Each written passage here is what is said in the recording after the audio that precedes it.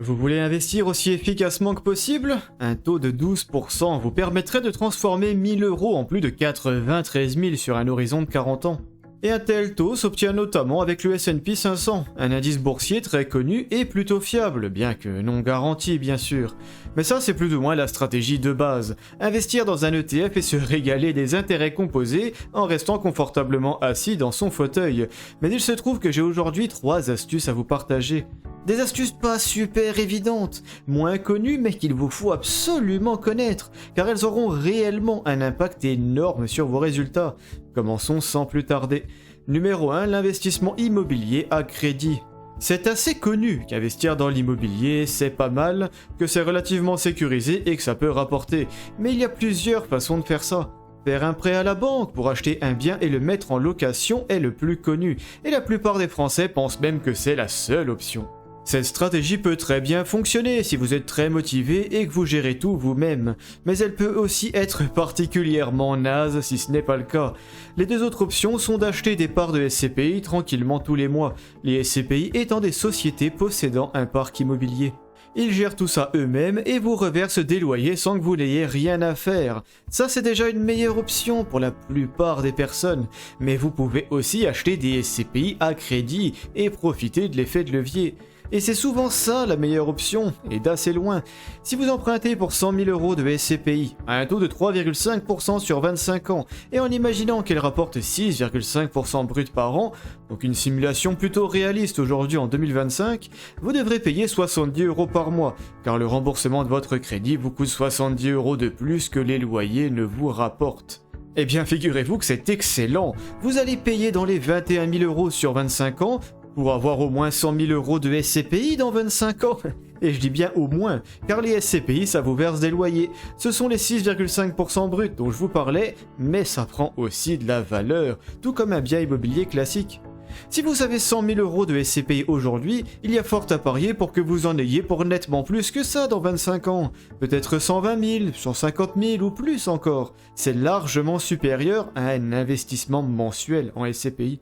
En effet, si vous investissez 70 euros par mois à 6,5% sur 25 ans, vous n'atteindrez que dans les 51 000 euros, pas 100 000 euros minimum comme dans le cas du crédit. Une différence énorme, alors que vous investissez dans la même chose. C'est ça la puissance de l'investissement à crédit, le fameux effet de levier dont vous avez déjà dû entendre parler. Si vous débutez en investissement et voulez vous faire une fortune, il y a selon moi 3 piliers. Le premier est de libérer le plus d'argent possible à investir en augmentant vos revenus et en diminuant vos dépenses. Le deuxième est donc le fameux crédit immobilier et le troisième est d'investir proprement, agressivement et efficacement. Ça, c'est la partie la plus complexe, mais je peux vous aider personnellement à vous constituer un plan sur mesure et aussi puissant que possible. Un service que j'ai déjà rendu pour plus d'une centaine de clients. Plus d'infos sur mon site en description ou directement par mail. Numéro 2, investir pour les enfants. Imaginons que vous soyez quelqu'un de lambda, vous épargnez tranquillement sur vos livrets ou sur l'assurance vie pourrie du banquier, vous avez 2 enfants et vous épargnez sur des livrets A pour eux.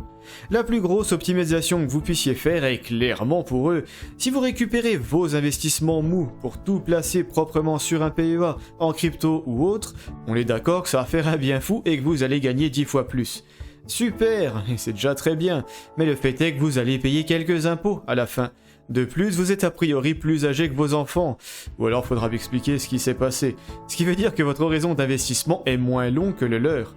Concrètement, vos enfants prennent moins de risques que vous à investir agressivement, et surtout, ils peuvent allègrement et complètement esquiver les impôts. La technique pour ça consiste à investir pour eux en achetant des ETF sur un compte titre à votre nom. Quand ils auront besoin de l'argent, vous pourrez leur faire une donation et transférer les ETF sur leur propre compte titre qu'il faudra créer à l'occasion, et les plus-values seront purgées à ce moment-là. Cette technique utilisant la loi selon laquelle vous pouvez transmettre 100 000 euros tous les 15 ans à vos enfants. On ne peut pas faire mieux, et c'est incontestablement la meilleure stratégie pour investir pour vos petits. L'un des meilleurs comptes-titres du moment pour appliquer cet excellent stratagème sera par exemple Freedom24, la plateforme que j'utilise personnellement. Chez eux, vous aurez accès à plus d'1 million de titres financiers parmi les meilleurs ETF en actions et obligataires, donc vous trouverez largement de quoi vous faire plaisir. Freedom24 est un broker sérieux, créé en 2008, coté au Nasdaq et propose un service client efficace et en français, quelque chose de très utile pour pouvoir faire cette fameuse donation. Les frais de courtage sont très raisonnables, avec un fixe de 2 € par ordre plus 2 centimes par action. C'est d'autant plus compétitif pour des placements assez conséquents. Et au moins ici, vous n'entendrez pas particulièrement parler de problèmes de spread. Vous payez les frais affichés et c'est terminé. Obtenez jusqu'à 20 actions gratuites avec le code promo WELCOME. Le lien pour s'inscrire et profiter de cette offre est en description. L'inscription est gratuite et ne prend que 5 minutes avec un selfie et une carte d'identité. Numéro 3. Utilisez les stablecoins. J'en avais parlé dans une précédente vidéo que je vous mets en description, mais je pense qu'absolument tout le monde devrait avoir des cryptos. Elles offrent un potentiel de croissance unique, avec des performances historiques largement supérieures aux actifs traditionnels sur le long terme. Même une petite exposition peut avoir un impact significatif sur un portefeuille. Elles permettent aussi une vraie diversification.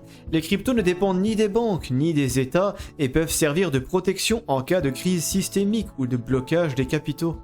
C'est un marché mondial, ouvert 24 heures sur 24, où l'innovation avance à une vitesse folle, les meilleurs projets attirent des milliards, et certains deviennent de véritables infrastructures numériques. C'est pourquoi je pense que tout le monde devrait en avoir pour au moins 5% de son patrimoine total, grand minimum, pour capter le potentiel de croissance sans prendre trop de risques.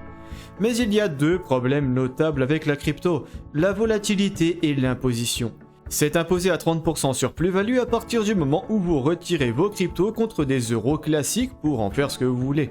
On a donc envie de laisser sans jamais toucher, ou en tout cas jusqu'au dernier moment. Pourtant, la volatilité est tellement énorme que c'est un peu délicat. Imaginez un peu que vous achetiez pour 5 000 € de Bitcoin aujourd'hui, et que ça monte à 20 000 € le mois prochain par exemple. Quelque chose de parfaitement possible avec cette classe d'actifs. Bon, c'est génial, vous avez fait plus 300% en un mois, mais ça a monté trop vite, et c'est quasiment sûr que ça va redescendre au moins partiellement dans pas longtemps, donc vous avez envie d'en vendre une partie pour éviter ça. Imaginons que vous vouliez sécuriser 10 000 €, eh bien vous avez 2 options pour ça. Vous pouvez vendre et payer 30% d'impôts, soit 2 250 €, mais on est d'accord que ça dégoûte un peu, surtout que vous allez sans doute vouloir réinvestir cet argent, donc c'est dommage. Soit vous pouvez utiliser ces fameux stablecoins et échanger vos 10 000 € de Bitcoin contre 10 000 € d'USDC, une crypto indexée sur le dollar et qui est donc aussi volatile que lui, ni plus ni moins. Vous n'allez pas payer d'impôts pour ça car vous échangez une crypto contre une autre, pas contre des euros, et vos fameux 10 000 € resteront là à vous attendre tranquillement. Si le Bitcoin ou la crypto de votre choix chute fortement, et franchement c'est un peu prévisible après une hausse aussi vertigineuse et exceptionnelle, eh bien vous pourrez y retourner tranquillement et racheter le Bitcoin à bon prix. Pratique, n'est-ce pas ? Ces 3 petites astuces sont pour moi parmi les plus importantes, alors qu'elles sont pourtant assez méconnues. Beaucoup de personnes investissent convenablement mais sous-estiment la puissance qu'a l'investissement pour les enfants.